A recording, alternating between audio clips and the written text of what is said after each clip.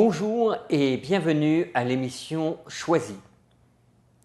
La semaine dernière, nous avions entendu Christian Guérard, un banquier, nous parler de la consommation éthique. Est-il possible, dans notre monde aujourd'hui, de consommer de manière éthique? Ou alors, les marques que nous voyons et qui prônent le côté éthique sont-elles tout simplement un moyen de nous détourner? Cette semaine, nous allons aussi nous intéresser à quelque chose qui nous touche au quotidien, à savoir la musique. La musique, elle est omniprésente partout quand nous allons dans nos supermarchés, quand nous allons faire nos courses. Eh bien, il y a de la musique dans ces magasins, il y a de la musique à la télévision, il y a de la musique dans nos ordinateurs. Partout, nous avons de la musique. Nous sommes aujourd'hui avec Federico Lucchi, qui est un artiste musicien, compositeur, qui travaille donc dans le monde de la musique. Bonjour Monsieur Federico Lucchi et bienvenue. Bonjour Bertrand. Alors, est-ce que la musique peut nous transformer? Ou je dirais différemment, est-ce que nous sommes transformés par la musique? Bon, évidemment, la question est très intéressante. Je dirais de commencer par regarder la chose de très loin. Donc, présenter premièrement la musique. Qu'est-ce que c'est que la musique? Car si on la regarde d'un point de vue tout à fait, disons, scientifique, la musique n'a absolument aucun intérêt, puisque ce ne sont que des vibrations de l'air. Alors, il faut, dans le fond, rejeter pratiquement le côté, si nous voulons, athéiste extrême, où tout est matériel. Si on regarde les choses de façon matérielle, la musique n'a aucun sens, évidemment, puisque ce ne sont que des vibrations. Dans l'histoire, originellement, la musique servait, si on regarde la Bible, c'était à but premièrement religieux, pour louer Dieu. Ensuite, elle était très utilisée, surtout la percussion en temps de bataille, pour donner un rythme de pas aux soldats qui avançaient, ou encore, évidemment, elle était très utilisée pour le loisir, donc soit pour chanter des histoires, ou encore beaucoup d'exemples, mais dans le fond, simplement par loisir, sans aucun but précis. Pour danser, hein, notamment, je crois que dans l'histoire de l'humanité, la danse a toujours été présente. Hein, dès qu'on a pu taper sur un, j'allais dire, avec deux bouts de bois, on est capable de donner un rythme et donc de danser. Oui, bien sûr, effectivement. Lorsque je dis loisir, évidemment, c'est directement rattaché à la danse. La danse existe probablement depuis le début de l'existence humaine et c'est directement rattaché à la musique, effectivement. Alors, si on va plus loin, si effectivement on voit que la musique qu'on entend aujourd'hui, vous parliez de vibration, eh bien, pour rester sur ce thème presque scientifique hein, de la vibration, on voit la vibration qu'on avait par exemple dans le chant grégorien et plus tard, hein, après dans le chant polyphonique, dans le chant baroque, n'a rien à voir avec les vibrations qu'on reçoit aujourd'hui dans la musique. Les musiques par exemple qui sont passées dans les supermarchés auxquelles je faisais allusion au début de l'émission ne sont que rarement, voire jamais, du chant grégorien ou du chant polyphonique. Alors effectivement, il y a une énorme, on ne peut pas dire développement, puisqu'en général, développement serait positif. Il y a eu un énorme changement dans la musique depuis le début. Originalement, la musique était effectivement pour le loisir et c'était toujours basé sur la beauté, purement sur la beauté. La musique devait être très belle pour être de la musique. Ensuite, tranquillement, s'est ajouté du rythme. On le voit avec la période baroque. Les rythmes qui venaient de la période baroque, d'après moi, étaient dérivés plus des rythmes justement militaires, comme la marche. La valse n'est pas vraiment militaire, mais c'est des rythmes qui étaient utilisés dans le fond, soit pour marcher ou en tout cas qui étaient basés sur des principes militaires. Et tranquillement, ensuite, se sont ajoutés les rythmes latins et africains. Et bon, aujourd'hui, ce qu'on a est complètement différent. Bien que d'une structure musicale, donc en tant qu'accord, en tant que structure rythmique, c'est très basé, encore une fois, sur le latin et sur l'africain. On remarque qu'aujourd'hui, on fait très différent parce que c'est totalement fait à l'ordinateur. Alors, les sons la voix est corrigée, même une personne qui chante très bien, lorsqu'on enregistre aujourd'hui, la voix est toujours corrigée électroniquement, puisqu'ils vont essayer d'obtenir une fréquence tout à fait parfaite, qu'une voix humaine ne sera jamais capable de rejoindre. Donc, par exemple, le La est à 400 kHz exactement. Donc, à l'ordinateur, ils vont le placer exactement à 400 kHz parce que, évidemment, la voix ne serait jamais capable d'obtenir un résultat aussi précis. Ensuite, la rythmique. Vous êtes en train de dire qu'on est en train de déshumaniser la musique. On est en train, la musique qui est faite d'instruments, mais aussi de voix, est en train d'être déshumanisée. On est en train de perdre ce qui était de l'art, donc qui reflétait aussi du travail humain. Oui, effectivement. L'art vient directement des mains de l'homme ou de ce qu'il fait, tandis qu'aujourd'hui, on a tendance à le transformer en quelque chose d'électronique, d'extrêmement précis. Surtout, les fréquences sont extrêmement précises. Tous les synthétiseurs, les instruments comme une guitare, vont avoir une fréquence plus ou moins proche de la note qu'on veut avoir, avec aussi des harmoniques qui, encore une fois, ne sont pas tout à fait les mêmes fréquences mathématiquement. Tandis qu'à l'ordinateur, tout est extrêmement précis, le rythme surtout va être extrêmement précis du début de la chanson jusqu'à la fin, sans aucune variation rythmique. Donc, c'est un effet de martèlement très prononcé et qui aussi, on n'en s'en rend pas vraiment compte. Lorsqu'on écoute de la musique très rythmée, des fois, même si on l'écoute en sourdine, sans s'en rendre compte, on va suivre le rythme de la musique. D'accord. Et puis, il y a un aspect, je reviens à l'aspect des fréquences, à l'aspect matériel, mais il y a une expérience qui avait été faite sur la mémoire de l'eau, où on avait fait écouter à de l'eau de la musique. Et on voyait que la structure de l'eau au son de la musique classique, du Mozart, du Wagner, était une structure, j'allais dire, en étoile, qui était vraiment jolie. L'eau avait une magnifique structure. Alors que de la musique, on va dire du métal ou du hard metal, eh bien, la structure de l'eau était complètement éclatée, hein, comme s'il y avait eu une bombe à l'intérieur de cette structure, ça partait dans tous les sens. Donc, on voit que ces structures, cette musique peut avoir de l'influence sur nous. Et peut-être aussi le côté commercial, le côté artificiel dont on vient de parler, mais le côté aussi production, c'est-à-dire que derrière, il faut que ça suive, parce que il faut qu'il y en ait toujours. Oui, effectivement. Alors, en fait, ici, on parle de deux points très différents. Je vais commencer par le premier. Et oui, effectivement, c'est un point un peu controversé aujourd'hui parce que, justement, on se base sur un principe scientifique que le son n'est que de la musique, la musique n'est que du son, n'est que des vibrations. Donc, sous ce point de vue, du baroque classique ou du métal, il n'y aurait aucune différence d'un point de vue, disons, de conscience, puisque ce ne sont que des vibrations. Mais on remarque énormément la différence justement avec l'expérience de l'eau ou des expériences que je connaissais sur des animaux. Alors, si on donnait du métal à des vaches, on avait beaucoup moins de lait que si on leur donnait du classique.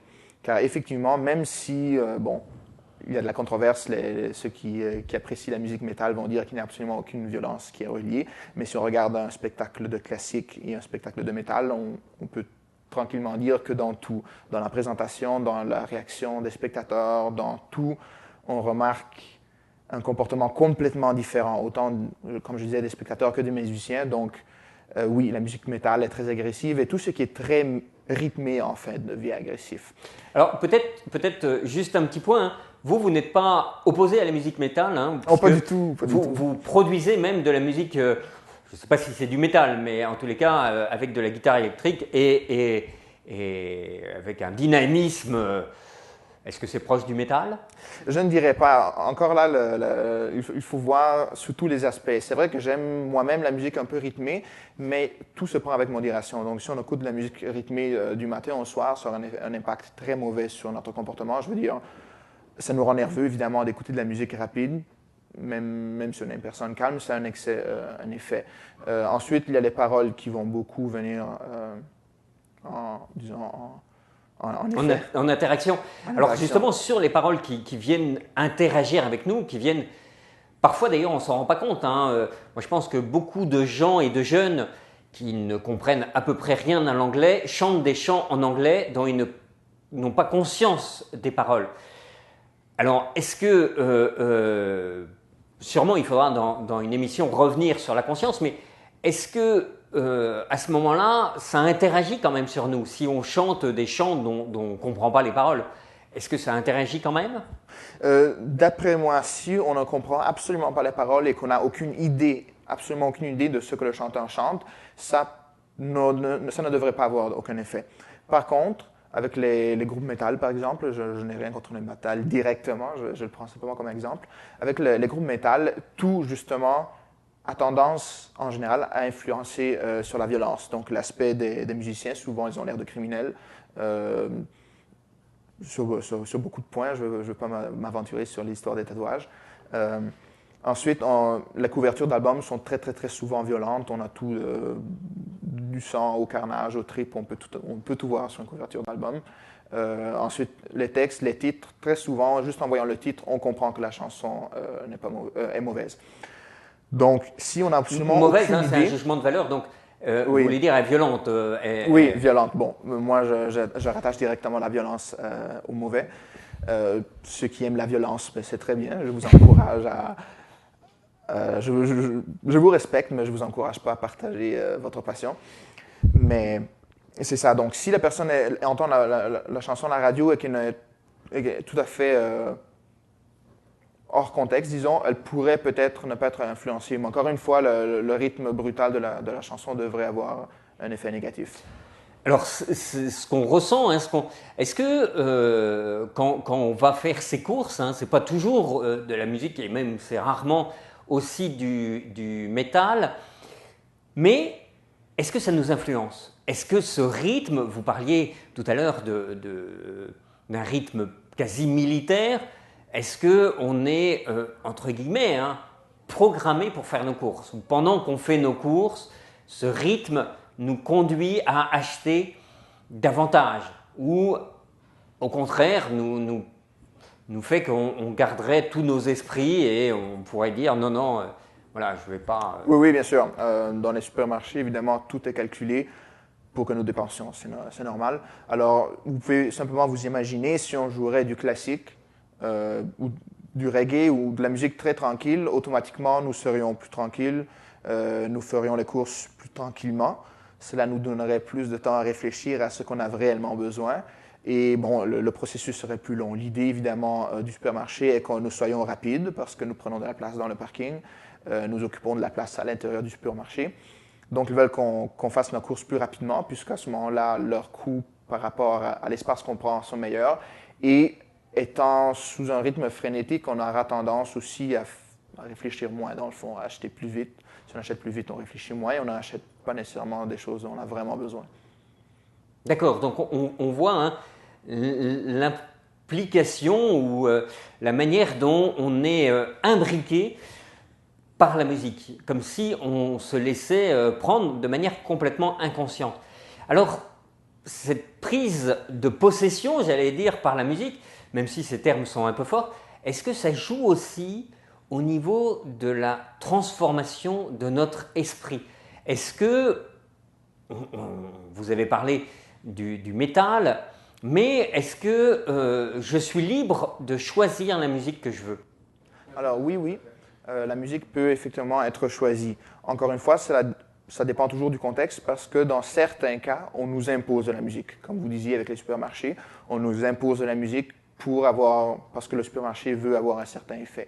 Même chose dans les restaurants ou à peu près n'importe où. Même les radios, mais au moins avec les radios, on a le choix du poste. Donc on peut choisir un poste tranquille. Si on veut écouter de la musique classique, on choisira un poste classique. Si on veut du métal, il y a des postes de métal. Et chaque musique, dans le fond, a dans un sens son humeur. Alors lorsqu'on est tranquille ou qu'on veut rester tranquille, c'est très bien d'écouter de la musique relaxante. Il y a beaucoup de styles relaxants. Il y a évidemment le classique, qui est un excellent exemple. Bon, il y a des styles lounge qui peuvent être très relaxants. Il y a évidemment le reggae, au moins de certaines chansons. Donc, avec cette musique, on va avoir tendance à se tranquilliser et c'est un choix qu'on fait. Ou on peut faire le choix au contraire de s'exciter. Si on veut aller danser, évidemment, certains styles plus tranquilles sont moins adaptés, donc on prend de la musique beaucoup plus rythmée pour augmenter l'adrénaline, dans le fond. Ce que vous êtes en train de me dire, c'est que on n'est pas d'une musique, mais on devrait être de plusieurs musiques. C'est-à-dire que ça ne sert à rien de dire moi je suis métal, moi je suis classique, mais on a des musiques adaptées à différents moments. peut-être aussi à différents âges. Oui, évidemment. Il y a toujours des exceptions. Il y a effectivement des personnes qui ne vont écouter que du métal ou qui ne vont écouter que du classique. Mais en général, effectivement, cela varie soit avec notre humeur. Il y a beaucoup de personnes aujourd'hui, surtout, qui écoutent n'importe quoi. Et avec l'âge, évidemment, c'est beaucoup plus habituel de voir une jeune personne écouter du rap qu'une personne âgée. Il y a toujours des exceptions, mais en général, une personne plus âgée va se diriger vers quelque chose de plus tranquille, comme d'ailleurs à peu près tout dans la vie d'une personne âgée. D'accord. Alors ça c'est intéressant, c'est qu'on voit le type de musique adaptée à la personne. On voit aussi un point que vous avez effleuré, c'est l'autoprogrammation. C'est de se dire, bah tiens, je veux aller danser, je vais déjà commencer à écouter de la musique dansante pour me mettre en condition pour danser. Donc on voit comment on peut s'autoprogrammer. Et en revanche, je peux m'auto-programmer dans un mauvais sens. C'est-à-dire que si j'écoute de la musique agressive, ben, il ne faudra pas que je m'étonne d'être moi-même agressif.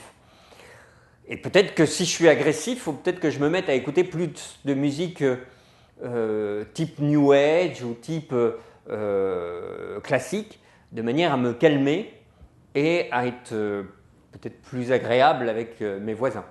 Oui, effectivement. Alors, comme un bon exemple, c'est que les personnes qui vont faire de l'entraînement vont souvent écouter du techno, ou en tout cas toujours des musiques très rythmées et accélérées pour justement s'exciter et travailler plus rapidement. En écoutant du classique, on travaillerait beaucoup plus lentement et l'effet ne serait pas là. Donc ça, c'est un exemple. Mais effectivement, si on va en boîte, qu'on a consommé de l'alcool et qu'on écoute du classique, il y a très peu de chances qu'on devienne agressif. Tandis que si on écoute de la musique très agressive, cela va nous augmenter l'adrénaline, justement, la pression du sang, tout. On sera plus accéléré et évidemment plus agressif. D'accord. Donc c'est un choix qu'on peut faire ou qu'on peut subir. Hein. On voit bien là la question qui se pose à nous. Est-ce que je vais subir la musique ou est-ce que je vais la choisir ma musique et donc choisir la personne que je veux être? Ou est-ce que je vais subir la personne que d'autres veulent que je sois? On voit très très clairement comment apparaît ces deux questions ou cette question double. Mais alors, avant de terminer cette émission, que je propose qu'on termine en musique, eh bien, avant de terminer cette question, j'aurais quand même une dernière question. C'est, finalement, on a parlé de la musique militaire, on a parlé de la musique qui danse, et la musique religieuse. Apparemment, hein, elle a disparu du paysage. Pourquoi on n'écoute plus à la radio de la musique religieuse? Ou alors c'est rare, hein, ce sont des radios très spécifiques ou des télévisions très spécifiques qui passent effectivement ce type de musique. Mais autrefois, c'était la musique religieuse qui occupait la première place. Alors d'où ça vient? Il y a quelques explications pour ce phénomène. Bon, le premier est le phénomène de la censure. À cause justement d'aujourd'hui, à peu près n'importe quoi peut créer de la controverse. Donc, en fait, à la radio, on rejette tout ce qui est religieux. Alors, on préfère le remplacer évidemment par tout ce qui est hip-hop, ou en tout cas qui parle de sexe et d'alcool. Apparemment, c'est mieux. Mais ça, c'est le choix évidemment de ceux qui dirigent, parce que c'est eux qui décident dans le fond la musique que nous allons écouter. Alors, premièrement, comme je disais, il y a la censure, parce que les athéistes, en fait, sont généralement anti-religieux. Donc, si on passe de la musique religieuse, ça va créer des problèmes aux athéistes, tandis que si on passe de la musique athéiste, ça pourrait créer des problèmes aux religieux. Bon, on peut en discuter infiniment. Et les religieux n'interviennent pas dans ce débat-là. Hein.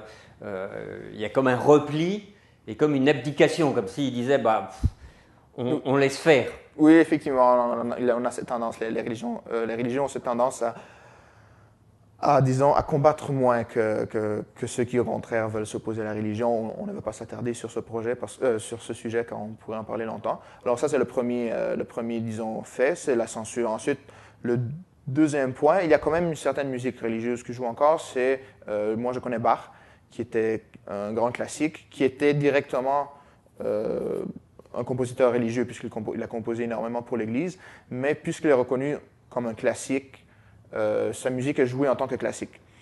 Et ça mène, disons, à la troisième raison, c'est que la musique religieuse était souvent basée beaucoup plus sur le texte. Donc, on prenait un verset de la Bible, par exemple, et on le chantait. Alors, le côté musical était souvent moins développé, puisqu'on ne voulait pas faire de la musique qui était nécessairement particulièrement agréable à écouter, mais c'était surtout de chanter la Bible. Alors, si on veut écouter de la musique sans écouter les paroles, et c'est évidemment ce qu'on fait à la radio aujourd'hui, on écoute la musique sans réfléchir, ce serait très mauvais, car en fait, la musique religieuse est pour réfléchir, et la radio aujourd'hui ne veut pas qu'on réfléchisse. D'accord. Merci beaucoup. On reste donc sur cette question qui est, est-ce que je vais être programmé par la musique que d'autres choisissent pour moi? D'ailleurs, je peux croire que je choisis cette musique, à force de l'entendre, elle est rentrée dans ma tête et elle est devenue un peu moi. Donc la question est, est-ce que je vais choisir la musique pour devenir qui je veux être, ou alors est-ce que je me laisse transformer par tel ou tel type de musique que je choisis plus ou moins, mais qui m'est proposé en permanence? Le choix vous appartient, c'est à vous de choisir. Donc, on se quitte sur cette musique et à la semaine prochaine. Merci beaucoup, au revoir.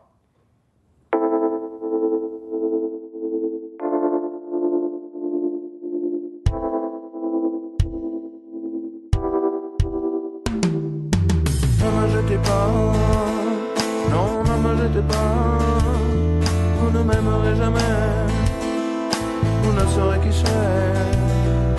Ne me jetez pas, non, ne me jetez pas, vous ne m'aimerez jamais, vous ne saurez qui je suis. Ne me jetez pas, non, ne me jetez pas, vous ne m'aimerez jamais, vous ne saurez qui je suis. Ne me jetez pas, non, ne me jetez pas, vous ne m'aimerez jamais, vous ne saurez qui je serai.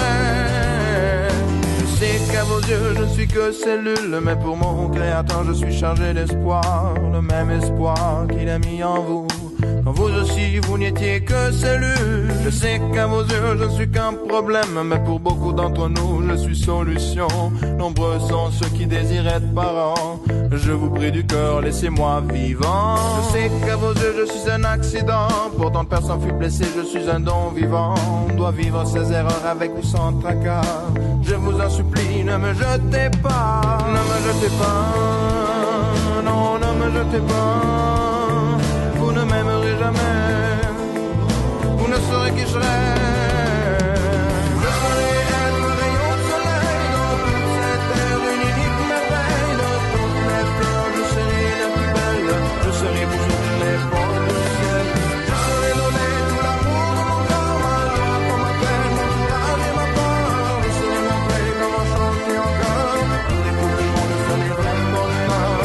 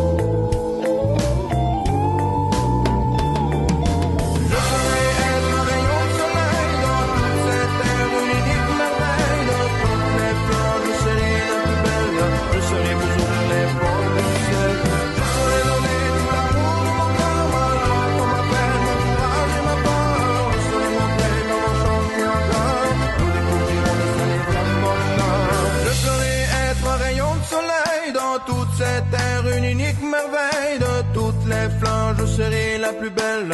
Je serai vous ouvrir les portes du ciel. Je serai donner tout l'amour